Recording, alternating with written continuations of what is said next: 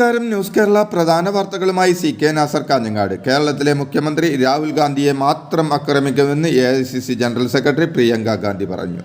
ഒട്ടേറെ അഴിമതി ആരോപണങ്ങൾ വന്നിട്ടും ഇതുവരെ മുഖ്യമന്ത്രിയെ ചോദ്യം ചെയ്തില്ല. BJPക്കൊപ്പം നിന്നാണ് പിണറായി തൻ്റെ സഹോദരനെ ആക്രമിക്കുന്നതെന്നും കോടികളുമായി പിടിയിലായ BJP നേതാവിനെതിരെയും നടപടിയില്ലെന്നും പത്തനംതിട്ടയിലെ തെരഞ്ഞെടുപ്പ് പരിപാടിക്കിടെ പ്രിയങ്ക ഗാന്ധി പറഞ്ഞു.